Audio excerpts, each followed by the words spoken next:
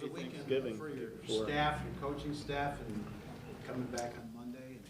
If you could get some players back as a result. Yeah, I think it was good. You know, it was good for everybody to we kicked them out of here over the weekend and got to kind of reconnect a little bit with our families, and it was cool watching all the games. And but now we got right back to work on Monday, and we're ready to go for Philly. What is it about the Eagles that's enabled them to make this leap this season? I mean, they were a playoff team last year. Yeah, well, I think that they got a great scheme on both sides of the ball, really in all three phases, and you know they've added some pieces this year, and it's really helped them. And I think that a lot of their great players are playing at a really great level. I mean, you look no further than they're led by Jalen Hurts, and I mean he's playing at an MVP type level. And but collectively, I'd say all three phases. You know, offensively and defensively, this is one of the top. They're one of the top units in the National Football League, respectively, in that area. So it's a great challenge for us. I think when you combine that with really good scheme, you get a really good team, and they've been able to consistently do that. And we all know how hard it is to win on a weekly basis in this league. And I know they've had a few close games, but bottom line is they're finding a way to come out on top. And that's what it's all about, and they've done a great job with that. You've seen some run around quarterbacks a little bit this year, like Fields, but do you see as many called quarterback runs as they do with Hurts than anyone else? Yeah, they do a really good job with him, and he does a great job of, whether it's called or not, of extending plays when it's not called, and then executing them when they are called. And he's a guy that doesn't look at the first slight of another color opponent jersey that he's going to slide. He's going to try to either make you miss or shoot. I've seen him lower his shoulder, and it's a fine line because that's always an obstacle when you're playing a guy like that could slide down late, or he hits the gas and goes down the sidelines. You just got to be super disciplined in your approach to that, and never assume, and be able to pull off when he does slide. So he presents a ton of challenges for any defense, both in the pocket, both out of the pocket. He's got obviously a lot of weapons around him to throw the ball to, and those guys have been performing at a really high level. You faced him back in 2020. I'm sure there's been all sorts of progress, but what stands out over those 2 years? Well, I mean, that was like his first real game action. So I'd say that he's matured quite a bit. I think they've got a better team around him as well.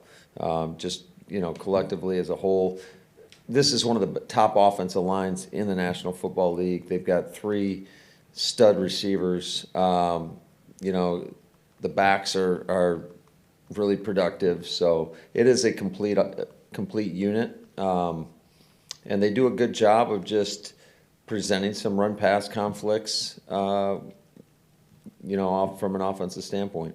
Matt, do you think Romeo has a shot this week, or will it be a little longer?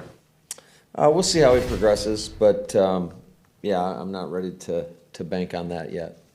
Hey Matt, did the time off help Aaron's thumb at all, and is the practice plan any different for him this week? Yeah, I hope it helped his thumb, but I still think you guys, that's a better question for him.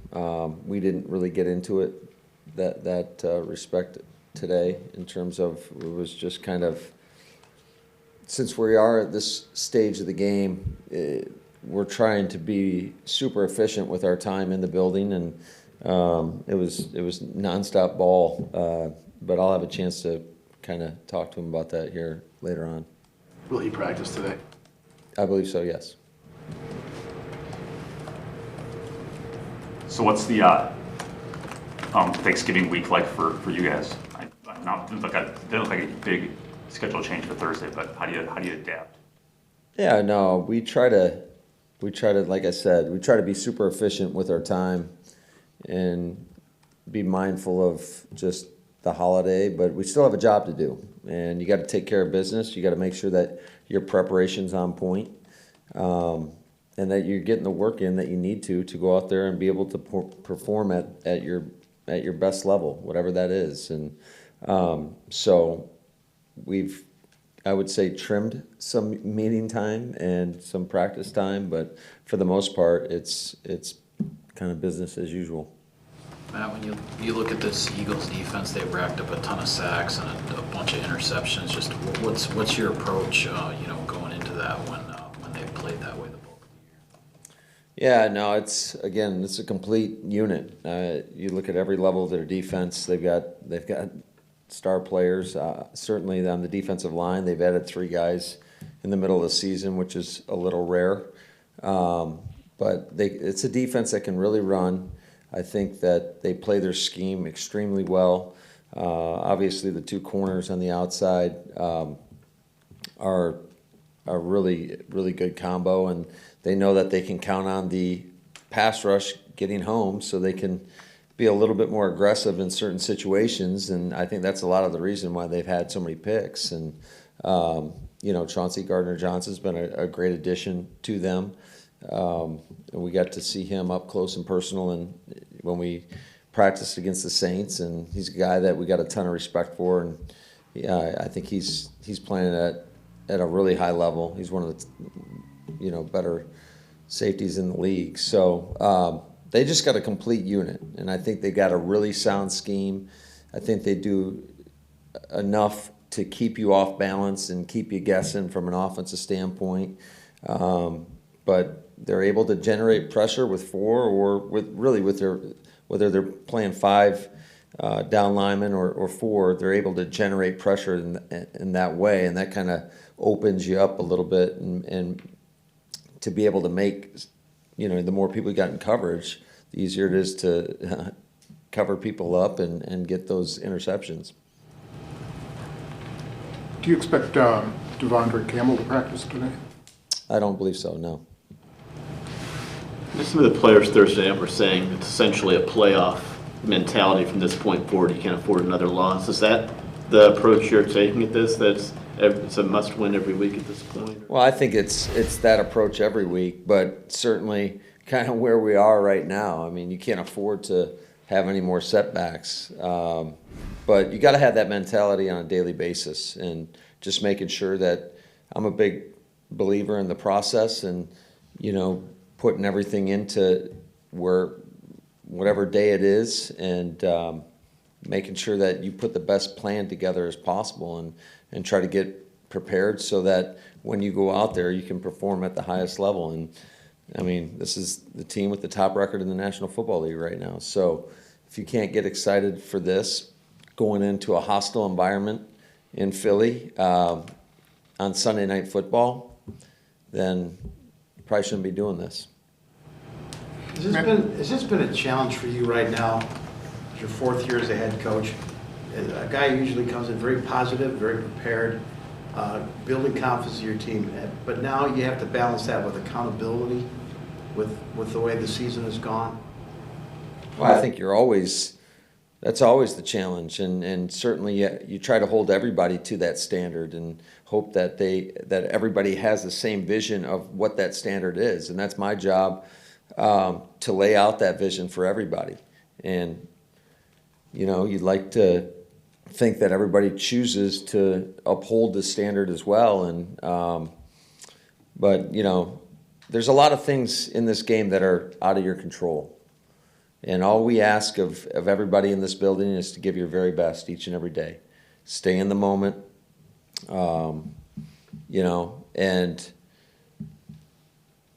I believe in that locker room. I know a lot of things haven't gone our way up to this point, but I've got a ton of faith and belief in that locker room. And so it's so important when you do face adversity that you stick together, and we win as a team and we lose as a team, and that's just the nature of it. So certainly it does get more of a challenge to stay positive when you've faced a little bit more adversity, but you got to find the bright spots in every situation. But at the same time, you got to be honest about it too. You always got to get to the truth, because if you can't get to the truth, it's hard to improve.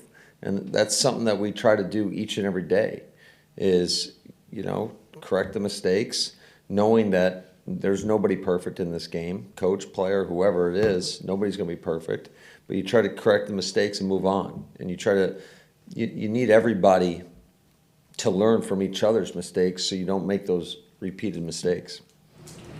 Did you do that, find the truth about some of the broken coverages you talked about on Monday on defense? Were there common threads amongst that? Is there some kind of did you find things that you don't really do well that's causing those kind of things, or were they just individual breakdowns?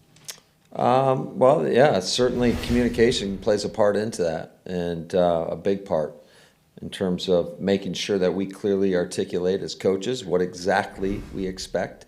And then it's up to the player to go out there and perform his responsibility.